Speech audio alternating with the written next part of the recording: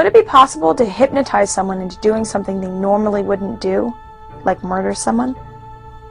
Would it be possible to take an unwilling subject and with an hour, 2 hours, a day, 2 days, etc., hypnotize them and control them into doing something that you want them to do? Would it be possible to program someone with hypnosis and sleep-inducing techniques to travel long distances, like going to a different country and retrieving documents and certain material and bringing them back? Would it be possible to use mind-control techniques to alter someone's basic personality? What would be the best way to conceal mind-controlling substances such as sodium pentothal in normal or commonplace items, such as candy, coffee, cigarettes, medicine, beer?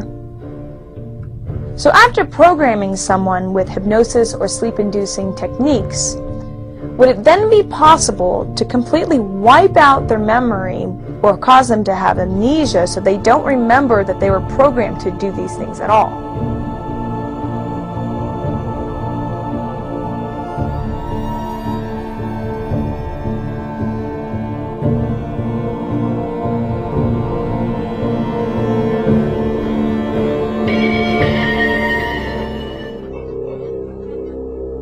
The origins of psychological warfare were in Nazi Germany, and in the Nazi ideology they had something that was called Weltanschauungskrieg, which means worldview warfare.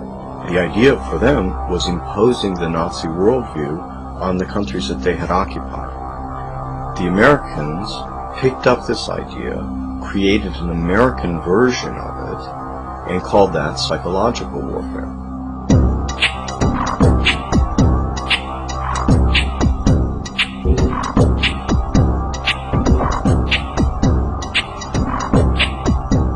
In trying to understand psychological warfare and in trying to understand the American approach to the post-war efforts to control people's minds, both as individuals and on a mass scale, there's a lot of illusions about how that was done.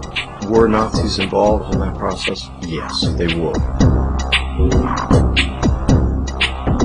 Project Paperclip was a United States government-sanctioned CIA operation for the importation of Nazi and fascist scientists into the United States.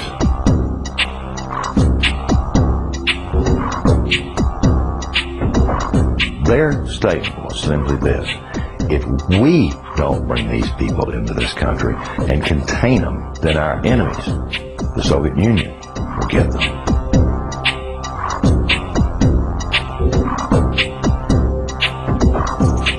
The first wave was to bring these scientists. There was 700-odd propulsion scientists, and then there were some 600 and some odd mind sciences people that they brought in. The CIA was given the responsibility of actually placing the individuals out of Project Paperclip into the military-industrial complex, including their colleges and universities.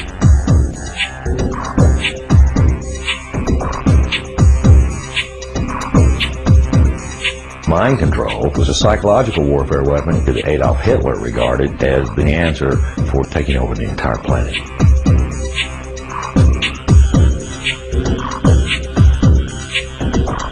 The name for the mind control research in this country was MK-Ultra.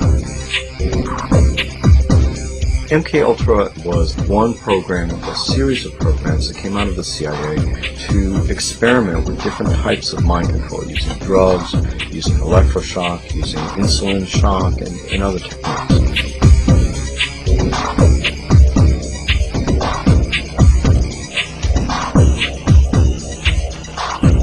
I think that the goal for those people who planned the program was very straightforward. It was an attempt to figure out a way to interrogate people and to learn how to protect their own agents against control by others.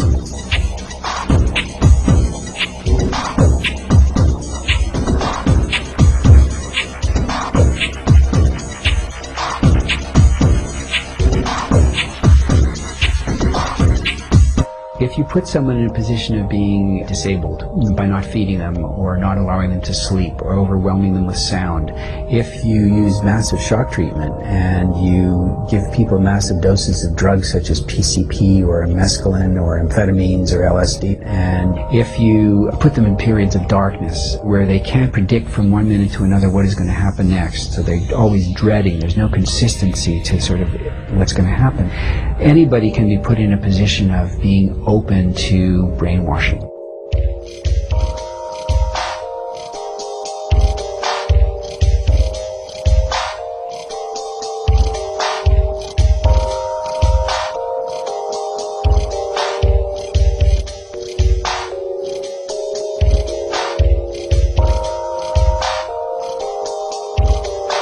Ewan Cameron was probably the foremost psychiatrist of his time in the 1950s.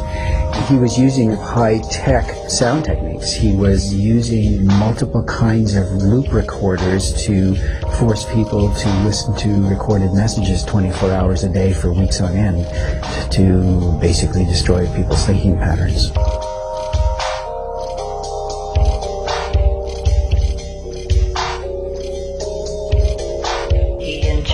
The lysergic acid into the vein, and he patted me on the shoulder and said, "Now there, lassie, we'll see you later."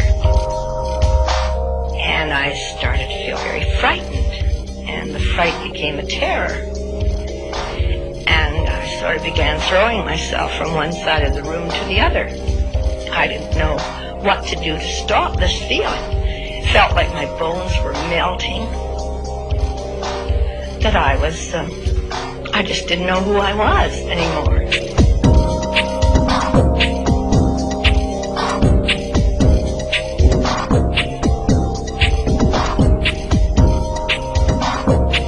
This is not just break-ins of people's homes. It's not just invasions of privacy by illegal wiretapping. This is an invasion of a person's mind. And that is about as profound an injury, except for loss of life, that the government can impose.